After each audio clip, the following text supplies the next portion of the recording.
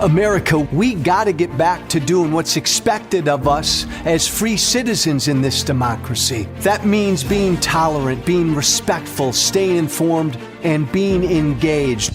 I'm former Congressman Joe Walsh. Follow me here and join the millions of Americans who are renewing their social contract with each other. The social contract, it's on us.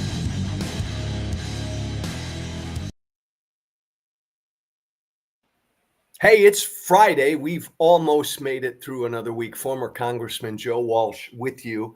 A lot to get to today. We're going to talk in a little bit about, hey, the Supreme Court told Donald Trump that man you mistakenly put in an El Salvadoran prison, get him back here to America. We'll get into that and a couple other deportation issues that have come up. As always, as we end another week and head into another weekend, be aware of protests all over the country. They're springing up in every state in America. You need to know where they are and when they're happening. The next big round of protests around the country are next weekend, April 19th. You can always go to our website, oneflaginitiative.org. oneflaginitiative.org. That's all one word. Go there, sign up for the No Kings movement, and you will get all the details on all the nationwide protests coming up, protest in your area. I want to start, though, with something really important that we have not talked about in a long, long time.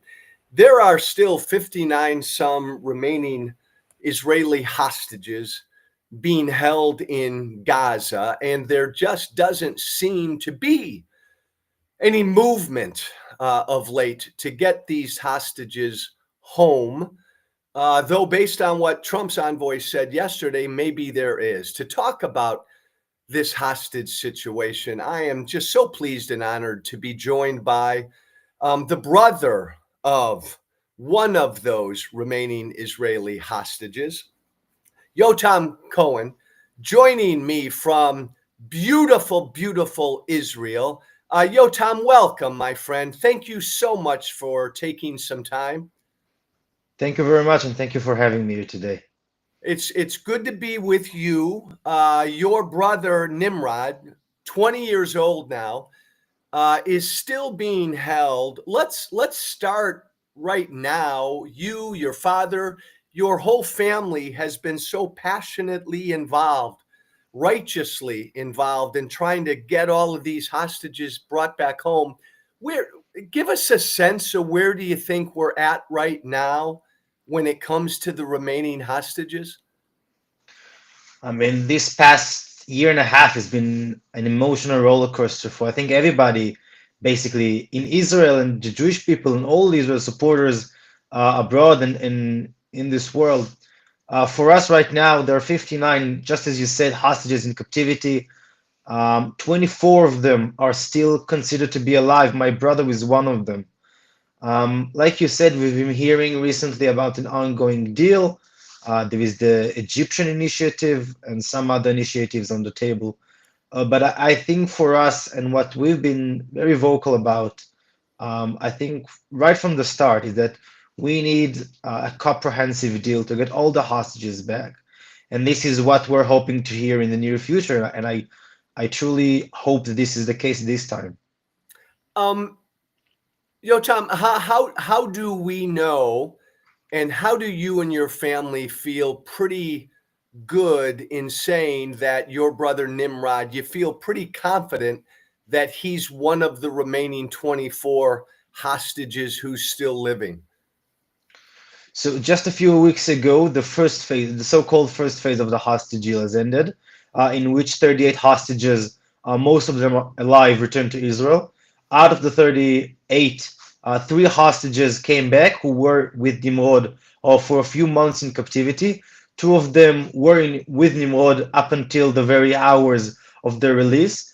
So they gave us a pretty recent testimony about Nimrod stay in captivity, basically about his welfare, well-being, how he's doing. So we know, according to them, that Nimrod is alive and in what condition he's being held. And after this, we got a video posted by Hamas, a part of their psychological campaign, where we could see Nimrod, physically see Nimrod visually. His face was blurred for some reason by Hamas, but we could recognize him because he has a tattoo on his right arm. So I recognize him, and this was a visual proof of him being alive. And it was just, I think it was about 3 weeks ago.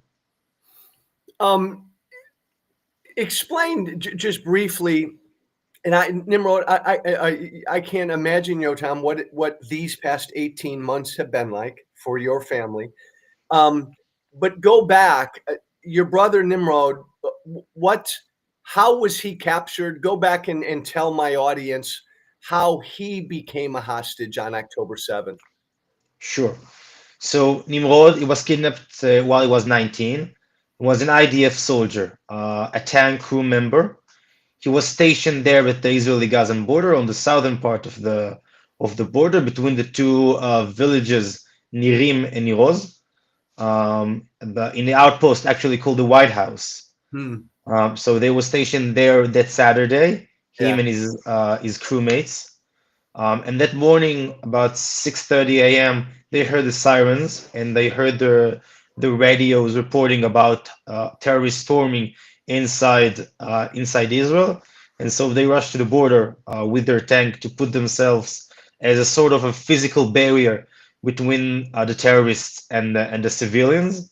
But of course, they were outnumbered. There were just the four of them against about 200 or 300 terrorists in that particular area in the border. So they were overwhelmed. The terrorists managed to put an explosive charge on the front side of the tank, which managed to explode the engine. And so they just simply pulled out the four of them.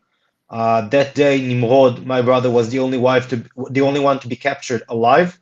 The driver was killed because of the explosive charge. He was killed on the spot, and the other two, the loader and the commander, the lieutenant Omenucha, which is also an American citizen, they were taken alive because we saw in the video them being pulled out alive, and they were executed just at the start. So we know that Nimrod was the only one to be taking was taking on foot to Gaza. And after this, we got few testimonies from the captivity, the recent ones, but in the first hostage deal in November 2023, we know from two hostages who came back then that they saw him that day on the 7th of October in the tunnels in captivity. And was do we know, Yotam, if your brother, if he was hurt during this capture? Do we know if he was physically hurt at all? So the actual capturing it was recorded by Hamas and was posted that day. This is exactly how we know that Nimrod was kidnapped. My father saw the kidnapping video on YouTube, so we can see in the video that he's aside for some minor burns, is physically okay, and we know that he stayed that way in captivity. Maybe you haven't been asked this question a lot, but I'm just curious. Go back before October 7th, your brother, 19, then 18, 17, 16 years old. Describe him for me. What kind of a young guy was he? Is he? What kind of a young guy is he before October 7th? So, first of all, our family, we are three brothers. We're three siblings. I'm the oldest. I'm 23 right now. And Nimrod has a twin sister, Romy, Okay. and they're 20. So, but although they're twins, she was born 3 minutes before him. So, as far as she's concerned, he's the youngest. Uh, so Yeah, Nimrod is basically the youngest the one in the baby, family. the baby. Yeah, yeah, he's the baby in the family. He's the bridge between me and my sister because they are twins and we're both boys. And he's always the bridge in the family. He's the one keeping us together. He's always the supporter, the supportive friend who always wants besides you. He doesn't want the spotlight or doesn't want any Yeah, attention, just wants to be there with you. We always grew up together. We were in the same school, same high school, same hobby, same group of friends. He followed me along the way in almost every step, yeah. and That's cool. he's missed basically in the Yeah. family. Your family, like so many families, hostage families, your mom, your dad, your entire family has become you've become activists, very obviously very passionate about the return of these hostages. Um, Not to get too political, but Netanyahu um, been critical of Israel's government, the way Netanyahu's government has handled this from the beginning. Go ahead and explain that. So our family is one of the more vocal ones. Yes. Alongside the way we've been advocating for about a year for the end of the war and for a permanent ceasefire to ensure Nimrod's return alive. I think that along the way, at about the 4 month mark after the start of the war, we got the feeling that Israel is making the wrong steps and the wrong decisions in managing the war. We've been seeing that.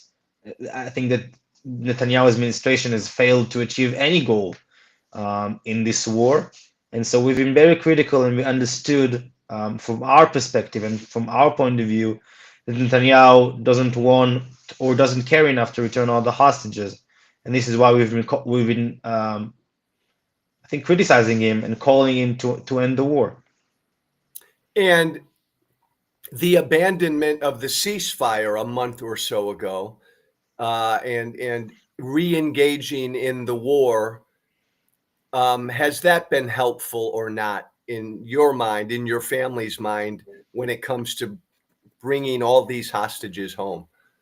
I think it's important to say that even achieving the first part of the war, the so-called first phase, was due to American pressure, Yeah. which is I think it's a positive aspect for us that thanks to your current administration, we were able to achieve the deal. But I think it's a very sad reality for as an Israeli citizen that I'm dependent on foreign pressure to get my brother, an Israeli citizen and an IDF soldier, back from captivity.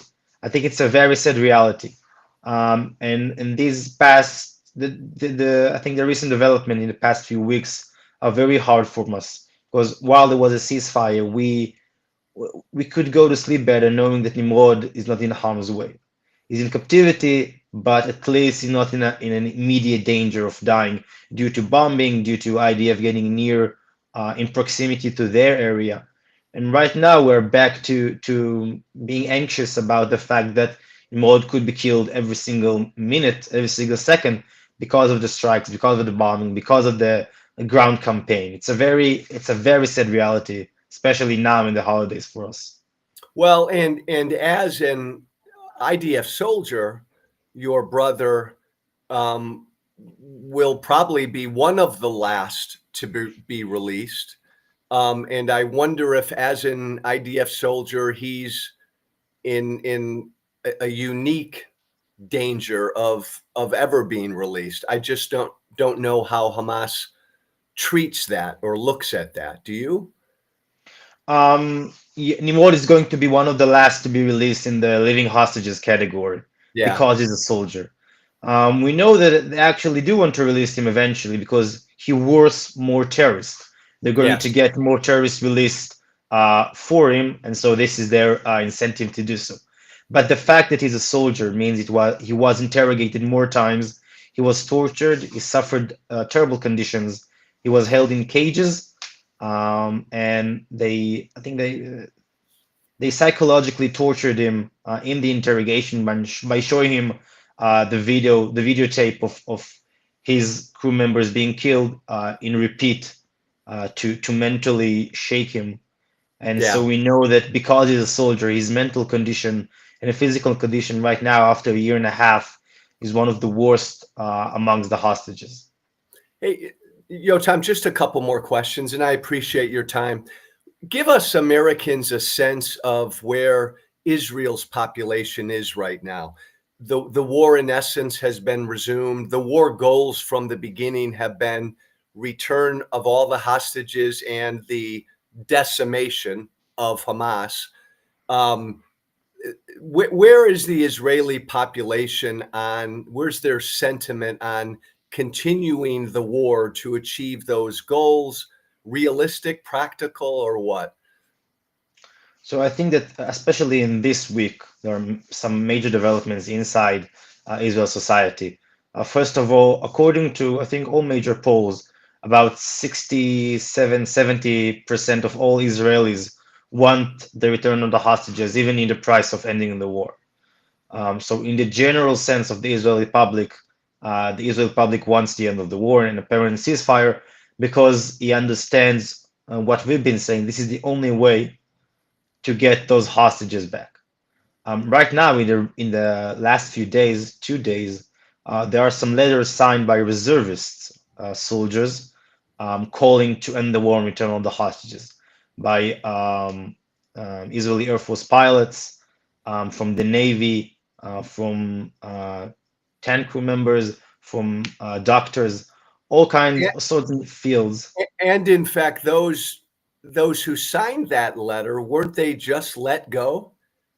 So those who signed from the Air Force will Oh, let okay. go.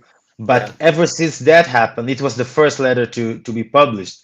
But ever since Okay. that, five more letters been published, and I think it's an ongoing phenomena that I think that the Israeli public saying enough is enough. We want to see all the hostages, and we think that this war is being mismanaged. And I think we'll have to wait to see what happens next. You mentioned earlier your father is in New York right now. I want you to tell me what he's doing in New York, but I also then want you to just explain to all of us, as best as you can, what it has been like to be the family of a hostage and how difficult these 18 months have been. And you and your family, Yotam, my hat's off to you because you've been so involved. You guys have been so active. How difficult has it been? Okay, so regarding the first question, like I said before, we understood that the only reason that the hostages were released was due to American pressure. Um, Almost all the pressure came from the American side, and so we are in the situation right now where hostage family members, returned hostages, even the hostages in captivity, are all addressing President Donald Trump and the American administration. Those recent hostages were posted by Hamas with the hostages in captivity calling to help, were I think at first were addressed to Netanyahu, and right now everybody is addressing the American administration. So we got the sense that the Israel administration is not even a player in this game; they are a static player, and we need to address foreign agents and foreign forces to get help. Um, and can you hear me?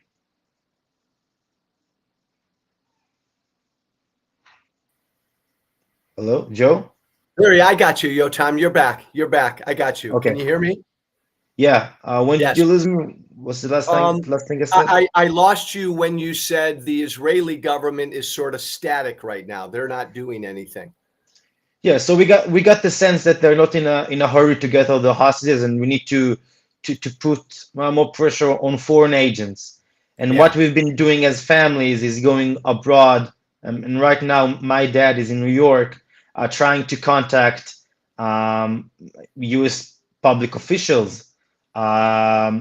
Jewish organization to help put more pressure on this issue and putting it in top of the agendas to get pressure for a hostage release deal.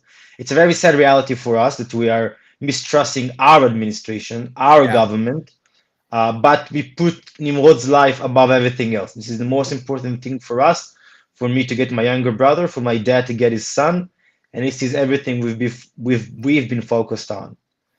And Regarding this year, yeah. go ahead. Go ahead. Okay, Continue. so regarding this year and a half, it feels like we are living in like a parallel universe in Israel. I think life naturally goes on. The sun sets and rises, and the days go on.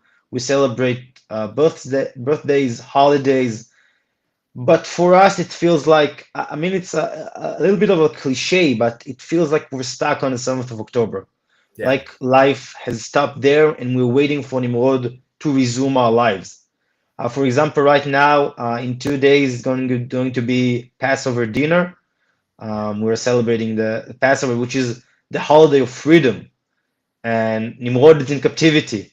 And so right now, my father is in New York, and me and my mom and my sister were here in a hotel in Tel Aviv, simply because we couldn't stay at home in this holiday, so we had to get a fresh air. Yeah. But all the holidays are sad, all the birthdays are sad, Yeah. everything basically is sad.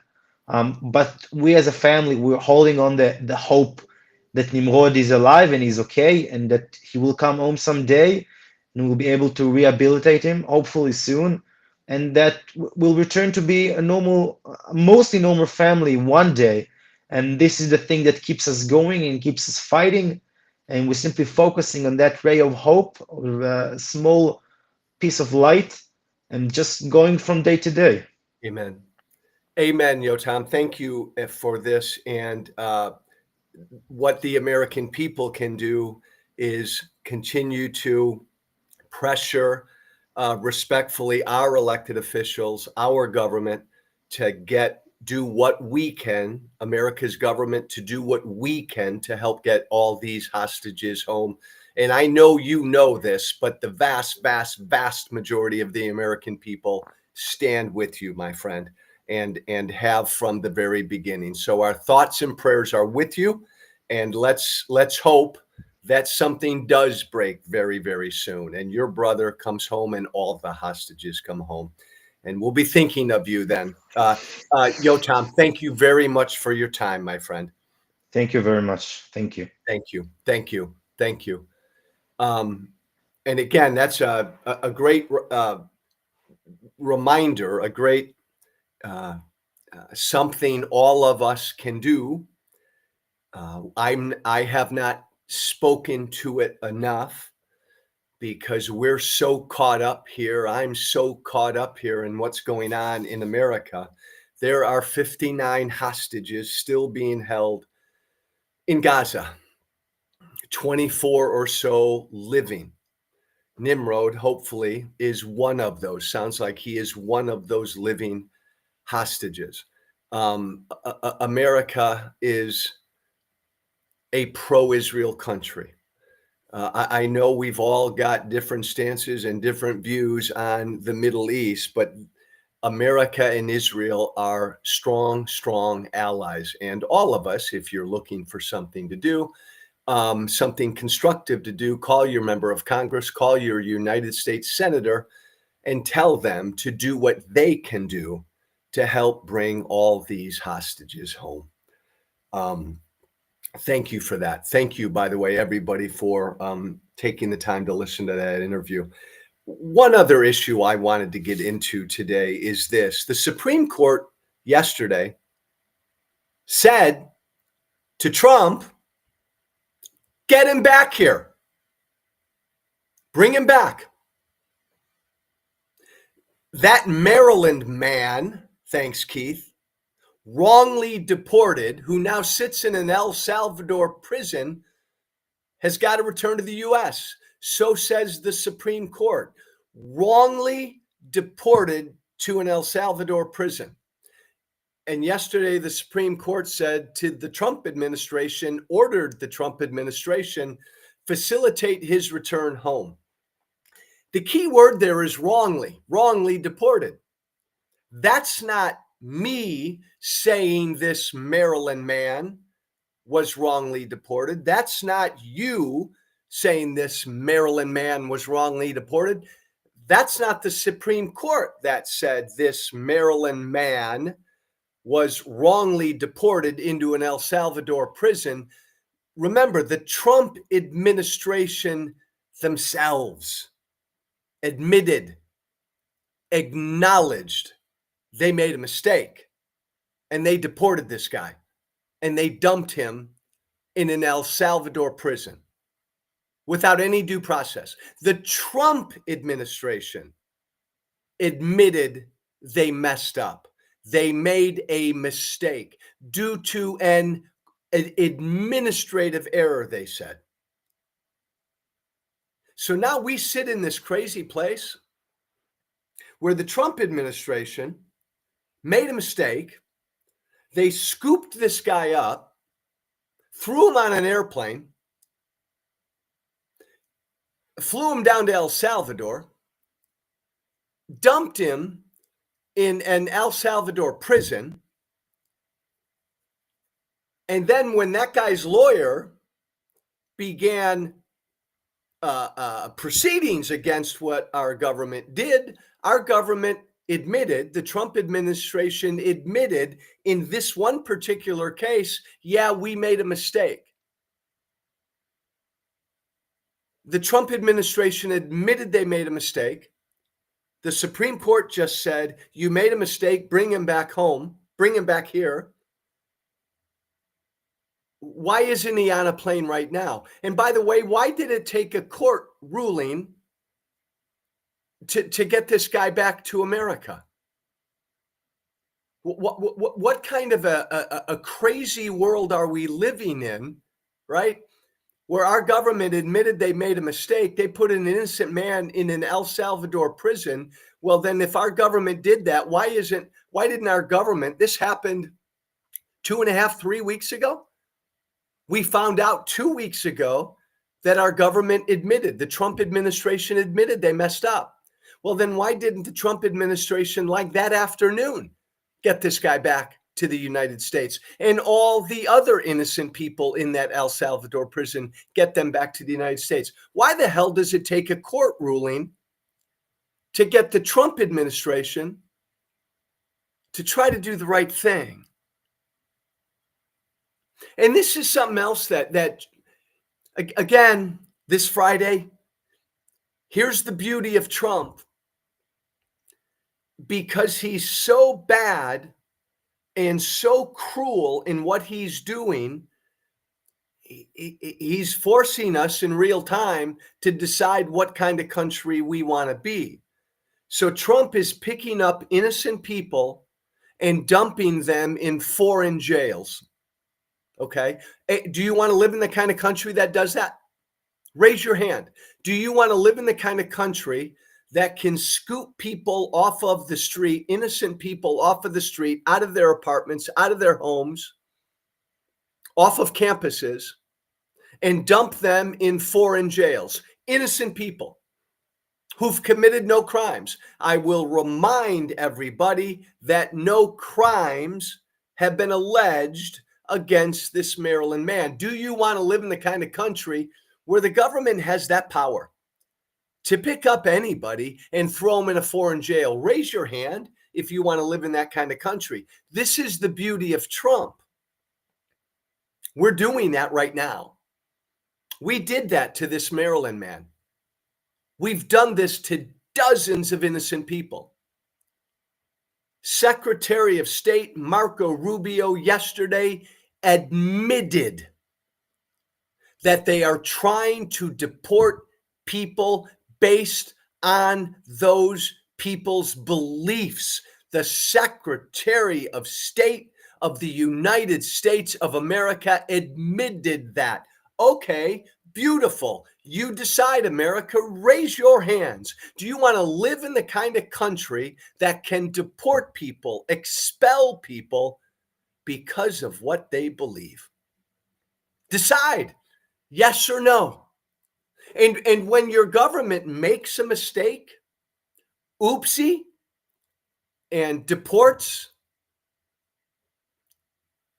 sends an innocent man to a foreign jail, one of the most dangerous prisons in the world, when our government admits they made a mistake, do you want to live in the kind of country that won't correct that mistake? The Trump administration, this will be interesting. Will they defy what the Supreme Court said yesterday? Bring him back now. Get him back here. He deserves due process. That's what the Supreme Court said. Do you want to live in the kind of country where the President of the United States can defy the Supreme Court? You decide. You decide. This is the beauty of Trump. We're not talking about hypotheticals. It's happening now. Innocent people are being thrown into foreign jails. It's happening. So we have to decide, is this the kind of country we want to be? We're trying to expel people.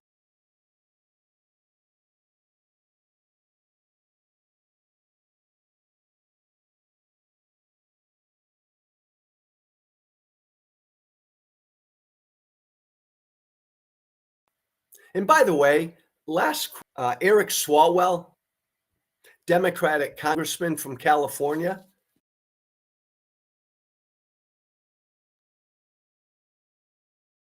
got Swalwell's tweet. Do you know what our government? Do you know what the Trump administration did? Here's Swalwell yesterday. There's a special place in hell for the people who are willing to argue to the Supreme Court that the man they mistakenly sent to an El Salvador prison should stay there. That's a great tweet, because this is what the Trump administration did. The Trump administration admitted that they mistakenly sent this Maryland man to an El Salvador prison. And then the Trump administration argued in front of the Supreme Court that that Maryland man should stay there. They're damn right there's a special place in hell for anyone who would make that argument. Like, you're going to stand in front of the Supreme Court and say, yes, justices, we made a mistake. We put an innocent man in an El Salvador prison, but we should keep him there. He should stay there. You talk about cruelty. Cruelty. We fucked up. We put an innocent man in a foreign jail, but here's why he should stay there. That's what the Trump administration argued this past week in front of the Supreme Court. Damn right, there's a special place in hell for people who would go in front of the Supreme Court and make the argument that an innocent man should stay in an El Salvador jail.